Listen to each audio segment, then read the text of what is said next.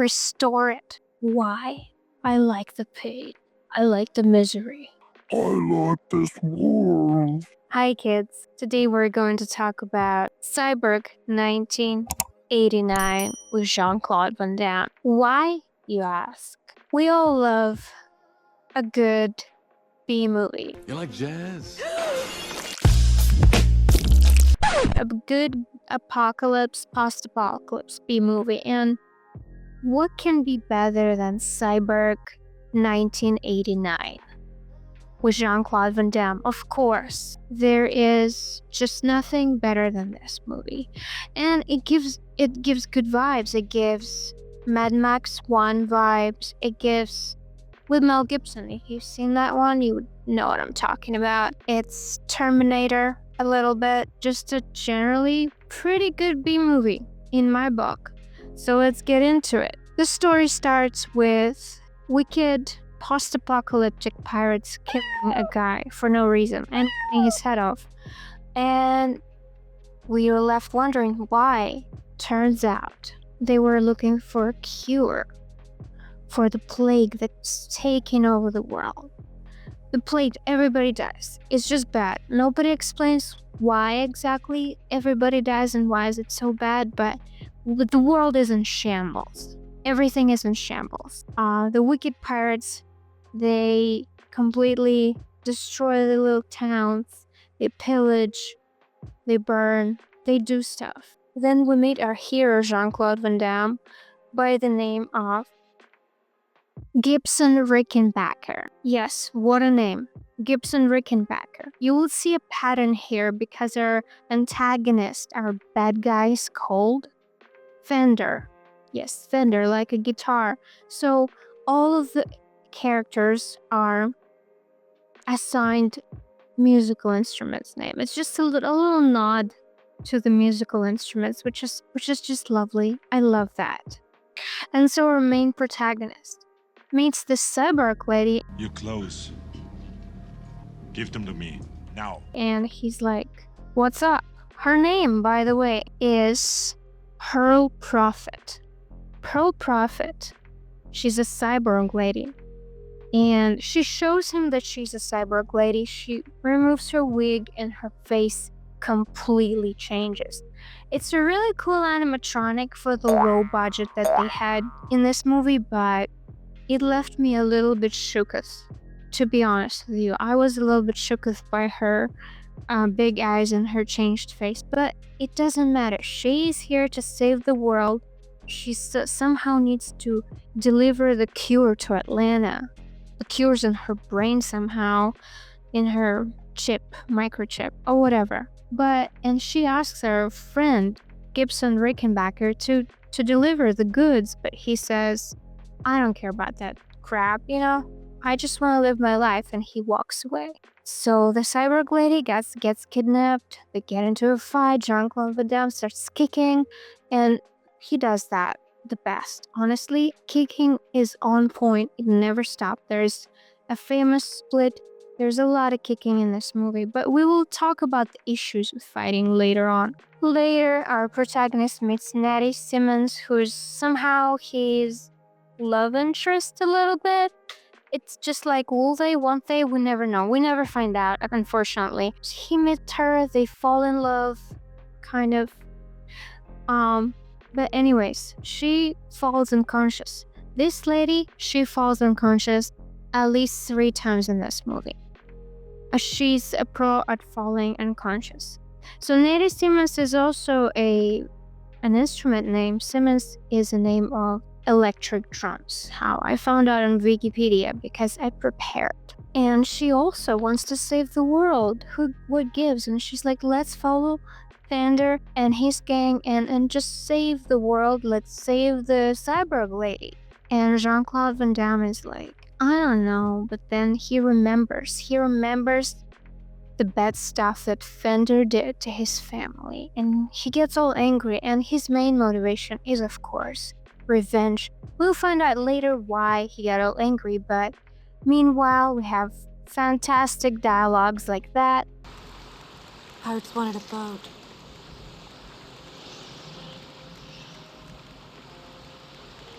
All this for a stupid boat. Why are you still alive? I hid when they came.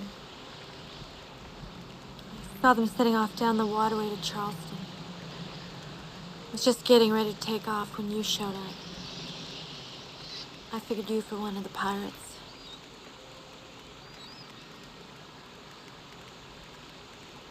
One eternity later. I'm gone. And we see how Fender is pillaging and stealing stuff from the villagers. A really, really bad guy.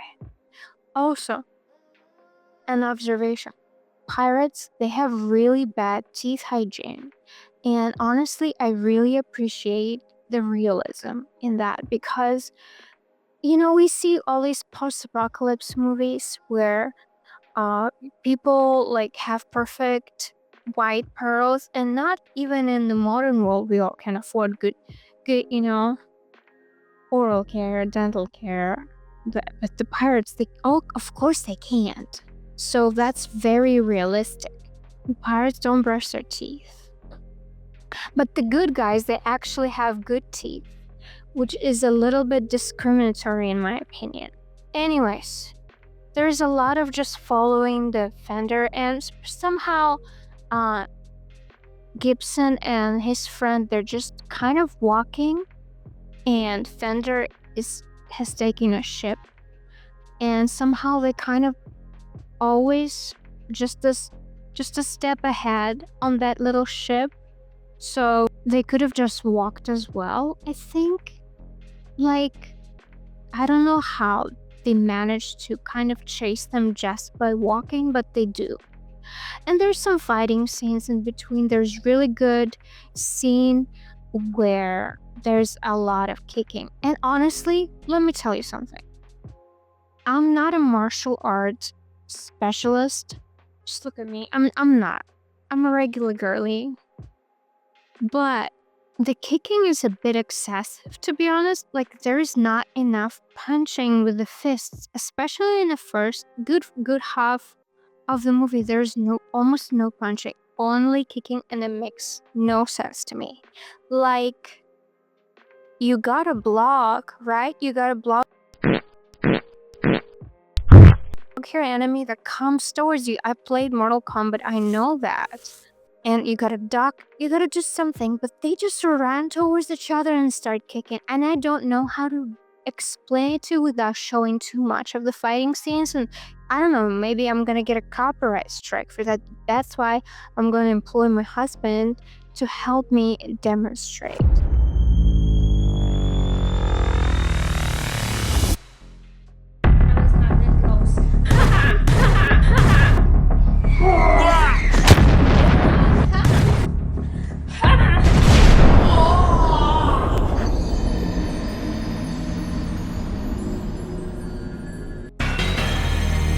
Audio wins.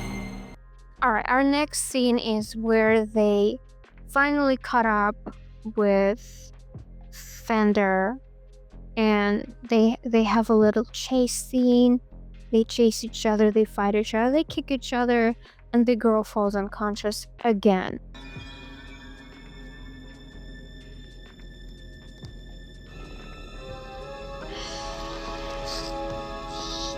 And the pirates get away almost, but then Jean-Claude Van Damme starts jumping into the sewer system underground, and the pirates start chasing him and the girl.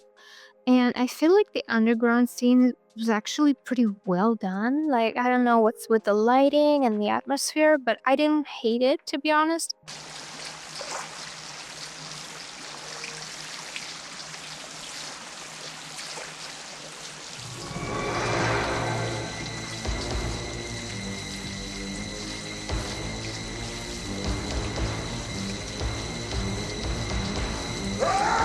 So they run through the underground sewer system, then there was a lot of running, guys. A lot of running on foot, like walking and running. I guess it just didn't have cars in this movie at all, but maybe it's also realistic. Maybe they had no fuel, Not exactly Mad Maxian of them. But anyways, Fender catches up. And there is a fighting scene between the main girl, whose name is, I'm sorry, Nettie Siemens. She fights this pirate lady, and the pirate lady roars.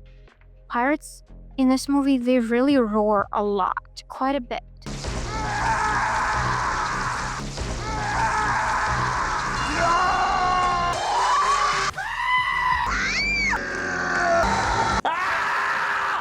There's a lot of roaring involved. She roars at her, they fight, she cuts off her arm, and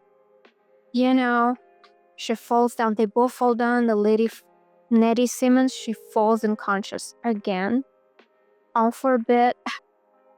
So that's the third time, I think, in this movie that she falls unconscious. Anyways, our protagonist get his shit bitten out of him by the main guy, the main big bad, Bender. And you know how he got him, I think? He just started punching with his fist instead of kicking. And I think Jean-Claude Van Damme just was not really adjusted to that style of fighting because he's used to kicking. And Fender just kicked his ass, metaphorically. He didn't kick, he punched his ass. And so then they crucified him. The pirates, they crucified Jean-Claude Van Damme. I'm sorry if you like my stories a little bit all over the place, but that's just the movie. You will understand when you watch it. He gets crucified. Now we finally get the full flashback of that big bad trauma that he had with Fender, and it turns out that the Fender killed love of his life and her son or little brother, I'm not sure. Very tragic. Actually, it was legitimately a bit tragic, a bit sad to watch. Especially the way Fender dealt with them. It was just a bit much, honestly. And Jean-Claude Van Damme, I feel like it's the best acting I've seen from him in any movie. Like, legit.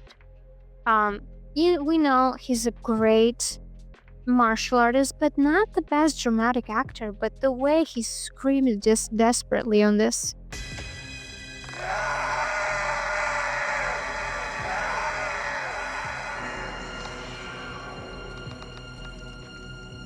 Crucifix and starts kicking it to get down. It's just great. I loved it. I loved the montage of pictures, frames melting into each other, and him just screaming at the top of his lungs, kicking that pole.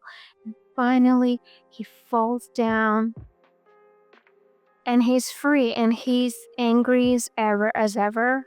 And he wants to get Fender, and they finally do. They meet up in Atlanta, and there's a rain, and there's a final fighting scene. I would say there's another tragedy that happens, and you know what? I decided not to spoil this final tragedy, but regardless, they fight. Fender does his fist trick that our hero is not adjusted to. And he falls down and he's hurt. But then he decides that he has a trick up his sleeve or under his belt. The trick is his legs. He can kick. And so he kicks Fender. Fender falls down and they keep fighting, which finally results in Fender being defeated. So there was a bit more fist fighting in this final fighting scene, but the final KO, the final blow was actually kicking. This review, man, that's just what movie was about. There's not much I could really describe to it. You just have to see it. And you will, I'm sure, after watching it. And I don't even feel bad about giving you spoilers because there's not much to spoil, but there is a lot of this substance that you can only catch by feeling the vibe. And I hope I tried. If you ask me, I am wearing 2 belts. Don't come for me. Anyhow, a few facts about this movie. a few very interesting facts. Actually, when I first saw it, I posted it on Threads because I am a woke liberal and I sit on Threads. And in the club, we all fam. I'm on Threads, and so I posted about this movie and I said it's really good and really bad. And I summoned the fandom. I did not expect anybody to respond, but there were a lot of people. Thank you guys. Who gave me a lot of fun facts about this movie and about the director Albert Pyun, who unfortunately recently passed away.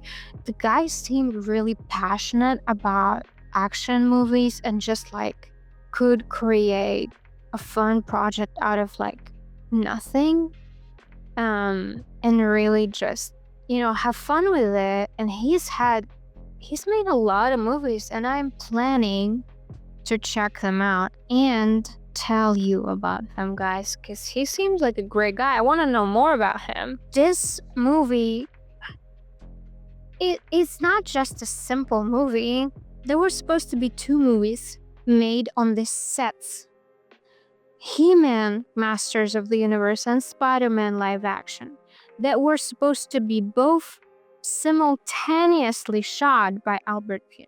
So, 2 movies in the sets that we used for CYBORG were supposed to be shot by Albert Pyun simultaneously.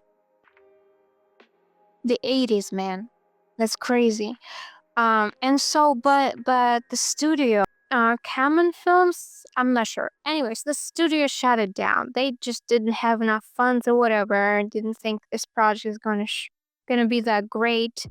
And so Albert Pyun decided to make another movie instead, using the same sets and the costumes from He-Man. And you cannot unsee that when you watch, after you know the facts. He wrote CYBORG over a weekend, in 2 days. And the budget is less than $500,000. And it was filmed in 23 days. This is great. I love that this is why CYBORG was made, and I think it was just destined. This movie was destined to be made this way, In conclusion, what can I say? This movie was great. It's great. There's wigs, there's splits, there's kicks. And all I can say is, I like those wigs. I like this splits. And I like this movie. So go watch CYBORG if you love your B movies, and just, see you again next time. Thank you for watching. Don't forget to, do your thing, like write a comment, tell me how cool I am. You like my outfit and my makeup. I really try so hard to, impress you, my 12 subscribers.